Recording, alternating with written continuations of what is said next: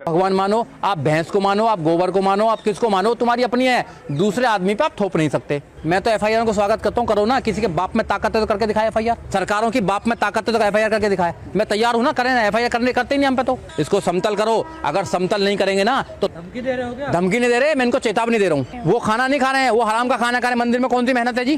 काय की मेहनत है मंदिर में? मंदिर में बैठ के काय की मेहनत है? ब्रह्मा के मुख से ब्राह्मण, भुजा से क्षत्रिय, जंघा से वैश्य और चरण से शूद्र। सोचिए एक बुजुर्ग पर वो टूट पड़ा।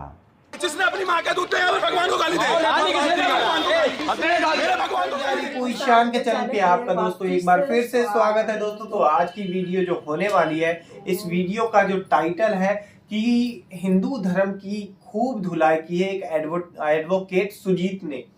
तो दोस्तों आइए देखते हैं हिंदू धर्म को इन्होंने कैसे धोया है और क्या क्या उसमें गलतियां निकाली है। ये भी एक हिंदू धर्म से ही है मेरे ख्याल से। तो आइए देखते हैं इन्होंने क्या क्या बोला है हिंदू धर्म के बारे में और ये सही है अगर तो स्टार्ट। जिस गाय को माँ मानते हैं वो गाय प्लास्टिक खा रही है, भावना नहीं भड़कनी क्या लोगों की है? जिसको ये गंगा माँ मानते हैं उसमें सारे लोग सोच करते हैं इतनी गंदी पूरी दुनिया में नहीं नदी होगी, उस भावना नहीं भड़कती क्या? मुख्यमंत्री का भड़क नहीं भड़ती क्या? गया हाँ, उससे तो कोई फर्क नहीं पड़ा। तो भावना तो ये लोग संविधान को खत्म कर रहे हैं, भावना तो ये कर रहे हैं भैया। धर्म एक आपकी इंडिविजुअल एक होगी। आप पत्थर को मानो, आप गाय को भगवान मानो, आप भैंस को मानो, आप गोबर को मानो, आप किसको मानो, तुम्हारी अपनी है। दूसरे आदमी पे आप थोप नहीं सकते। आप ये थोपेंगे कि नहीं, आपको मानेंगे शक्ति यहाँ से आ रही है, शक्ति नहीं, शक्ति तो संविधान से आ रही है। अगर संविधान इस देश में नहीं होता तो मुझे पढ़ने का अधिकार नहीं होता, मैं वकील नहीं बन पाता, मैं पैसे नहीं कमा पाता, मैं अपने बच्चों को नहीं पाल सकता, मैं अच्छा जीवन नहीं जी पाता। तो शक्ति तो यहाँ से आ रही है मेरे पास। मैं तो संविधान को मानता हूँ। आपका इंटरव्यू देख के कुछ लोग आप पर एफआईआर कर सकते हैं। एफआईआर करो, मैं तो रात दिन एफआईआर ही कर रहा हूँ। मैं तो एफआईआर को स्वागत करता हूँ, करो ना। किसी के बाप में ताकत है तो करके दिखाए एफआईआर। मैं बोल रहा हूँ सरकारों की बाप में ताकत है तो एफआईआर करके दिखाए। मैं तैयार हूँ ना, करें ना। एफआईआर करते ही नहीं हम पे तो। करते नहीं है ना। लॉ का स्टूडेंट हूँ मैं, संविधान पढ़ता हूँ, बाबा साहब डॉक्टर अम्बेडकर मैं उनका मानने वाला हूँ। करें ना एफआईआर, कौन ना करे एफआईआर? करें तो सही, कम से कम रिकॉर्ड तो बनाए, इतिहास तो बने कि हाँ किन चीज़ों पर एफआईआर होती थी यहाँ पर। बोलना ये बोलना नहीं रोक सकते हैं, चलिए ठीक, ये बोलना नहीं रोक सकते हैं। बोले हम बोलेंगे, हम ऐसे ही बोलते रहेंगे, बोलते बोलते दुनिया से जाएंगे। क्योंकि हम लोग जो हैं सच्चाई बोलते हैं, हम झूठ नहीं पढ़ने देंगे। क्योंकि अपने बच्चों को कुछ दे के जाएंगे। जो आदमी अपने जनरेशन को कुछ दे के नहीं जाता है वो देश को अच्छा नहीं बना सकता है। ये लोग कहते हैं ऊंच नीच ना समाज में। अगर किसी खेत में ऊंच नीच होगी तो अच्छी पैदावार हो सकती है क्या? उसको समतल करना पड़ेगा ना। समाज में ऊंच नीच रहेगी, अच्छा समाज बन सकता है क्या? कभी नहीं बन सकता अच्छा समाज।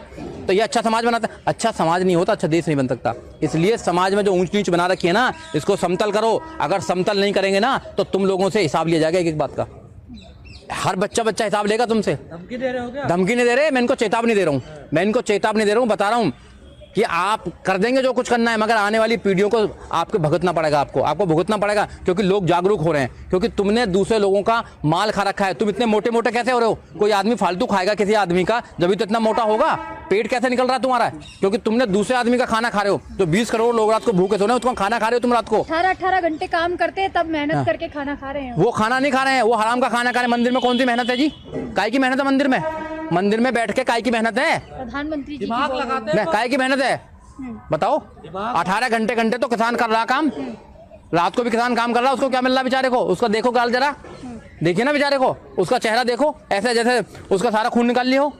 महिलाओं को देखो बेचारी को, देखो ना महिलाओं को। ज्ञान देते हैं। हाँ, तो आप जो अंदर बैठ के जो हराम का इस देश में खा रहे हैं, हम लोग तो सड़क बनाते, हम लोग संसद बनाते, हर बिल्डिंग की बुनियाद हम रखते, लिपाई पुताई चिनाई सब हम करते हैं। हमारे लोग सुबह सुबह सफाई करते देश की, सब कुछ तो देश का निर्माण हम कर रहे हैं। देश का निर्माण हम कर देते हैं, मजे वो ले रहे हैं। मॉल हम बनाते, खरीदारी वो करते हैं। मेट्रो ट्रेन हमने बना दी, जाते वो हैं। हवाई जहाज फिर उनको है। हाँ, यही सोचना है आपका। बढ़िया, जिता क्यों नहीं? ये मेरे हाथ में होता तो मैं तो बटन बढ़िया वाला दबाता।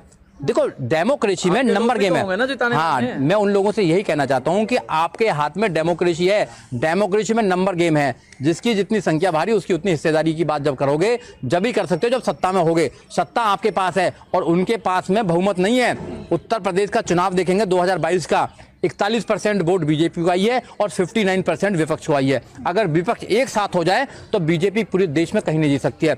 अफसोस की बात यह है कि विपक्ष एक साथ नहीं है। ब्रह्मा के मुख से ब्राह्मण, भुजा से क्षत्रिय, जंघा से वैश्य और चरण से शूद्र। ये वीडियो सुना आपने?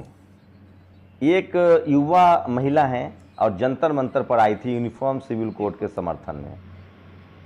ये अपने आप को राष्ट्रवादी कहती हैं और इन्होंने सरेआम कैमरे पर कहा कि कोई मस्तिष्क से पैदा हुआ है, कोई भुजा से पैदा हुआ है, कोई पेट से पैदा हुआ है, कोई पैर से पैदा हुआ है। आप कल्पना कर सकते हैं एक धर्म विशेष के लोगों द्वारा इस तरह की बातें अभी भी मानी जा रही है। इसलिए बाबा साहब ने कहा था कि कुछ बुराइयां लोगों के धार्मिक साहित्य में है। अब एक दूसरा वीडियो सुनिए। लड़का है, ये ब्राह्मण समाज का, इसने साफ साफ श्लोक कहा तुलसीदास दुबे का रामचरितमानस से कि कोई शूद्र अछूत कितना भी गुणवान हो उसकी पूजा नहीं हो सकती। क्या कहा है तुलसीदास दुबे ने, बताओ एक बार। पूजा ही विप्र सकल गुणहीना, शूद्र न पूजा ही वेद प्रवीणा। इसका हिंदी में बता दो भैया, ब्राह्मण पूजनीय है कुछ भी ना आता हो, और शूद्र कितना भी बड़ा ज्ञानी क्यों ना हो जाए वो पूजनीय नहीं है। ब्राह्मण कितना भी बेवकूफ हो उसकी पूजा होनी चाहिए, और मैं इसको मानता हूँ। ये दो वीडियो खास है, इसे समझने की कोशिश कीजिए किस तरह से आज भी लोगों के मन में जातिवाद का जहर भरा हुआ है। जैसे ही आप इन लोगों से सवाल करेंगे कि हिंदू तो मैं भी हूँ, हमारे पास ज़मीन क्यों, इस देश के 90% SC ST OBC के पास ज़मीन क्यों नहीं है, वो हाई कोर्ट में क्यों नहीं है, सुप्रीम कोर्ट में क्यों नहीं, वो जज क्यों नहीं है, कलेक्टर DMSP क्यों नहीं है, तो बोलेंगे मेरिट की वजह से। जब इनसे पूछेंगे कि चलो मान लिया पहले मेरिट थी, आज़ादी के बाद संविधान लागू हुआ तो मेरिट कहाँ चली गई, और जो लोग रिजर्वेशन के बदौलत नहीं हैं, जो OBC के लोग थे जिनको रिजर्वेशन नहीं मिला था, उनके क्यों अंगूठे काटे जा रहे हैं। और जब इकोनॉमिक वीकर सेक्शन आ गया तो तुम्हारा तो कट ऑफ और नीचे जा रहा है। तो सोचिए कि जैसे आप संसाधन की बात करेंगे तब आप हिंदू नहीं हैं, तब आपकी बात नहीं सुनेंगे, तब आप पर हमला करेंगे। सुप्रीम कोर्ट में जज बनना, ब्यूरोक्रेसी, जुडिशियरी, मीडिया भागीदारी का सवाल करेंगे तो ये लोग नाराज हो जाते हैं। बस ये कहते हैं कि हम हिंदू बने रहिए, सवाल मत पूछिए, जमीन का सवाल मत पूछिए, नौकरी का सवाल मत पूछिए, पढ़ाई लिखाई का सवाल मत पूछिए, हक अधिकार का सवाल मत पूछिए, बस हिंदू बने रहिए और हमारे साथ गुणगान कीजिए। आज तो एक लड़का इतनी शर्मिंदगी बेशर्मी से बोलने लगा कि मैं जूते लेकर मारूंगा जो भी भगवान को नकारेगा। मैंने कहा कौन भगवान को नकार रहा है? सोचिए, एक बुजुर्ग पर वो टूट पड़ा। भगवान को गाली देने वाला गाली देगा। मेरा एक सेकंड रुक जाओ भाई, एक सेकंड रिकॉर्ड करते हैं यहाँ पर। जिसने अपनी माँ का दूध दिया वो भगवान को गाली दे, मेरे भगवान को गाली दे, पूछूंगा नहीं मेरे भगवान को गाली। सारे झूठा देख लो, पूरे भारत में बोल रहा है किसी ने भगवान को गाली दी ना, सारे इतने पढ़ेंगे, सारे भगवान को गाली दोगे। कि बाबा साहब की 22 प्रतिज्ञाएं हैं कि मैं किसी ब्रह्मा विष्णु महेश को नहीं मानता हूं। आपकी आस्था है, आप मानिए, आप मुझे मजबूर नहीं कर सकते हैं मानने के लिए। उस बुजुर्ग ने इतना ही कहा था कि मैं किसी भगवान को नहीं मानता हूं। उसने ये नहीं कहा था कि तुम मत मानो या तुम्हारा भगवान खराब भी है, ये भी नहीं कहा था। उसके बाद भी उस पर वो हमलावर हो गया। ये वही युवक है जिसके बारे में बताया जा रहा है कि अनमोल प्रीतम जो नेशनल दस्तक के रिपोर्टर थे, उनको भी इन्होंने जय श्री राम बोलने के लिए मजबूर किया था। तो सोचिए कि ये ताकत कहाँ से आती है, सत्ता का दम। सोचिए आज इनकी सत्ता है तो जाति विशेष के लोग किस तरह से उग्र हो रहे हैं, हमलावर होते हैं। जब मुगलों का दौर था तो मैंने यही पूछा कि तानसेन कौन थे, बीरबल कौन थे। तुलसीदास दुबे ने पूरा मुगलिया दौर में रामचरितमानस लिखा, मुगलों के खिलाफ क्यों नहीं एक लाइन लिखा? जब उस समय भी कबीर, रविदास तमाम धार्मिक कर्म कांडों के खिलाफ दोनों के लिए बोल रहे थे। वो मुगल राजाओं के कर्मकांड के खिलाफ भी बोल रहे थे और वो मनुवाद के खिलाफ भी बोल रहे थे। कौन? कबीर बोल रहे थे, संत शिरोमणि रविदास जी महाराज बोल रहे थे, इसलिए वो महान है।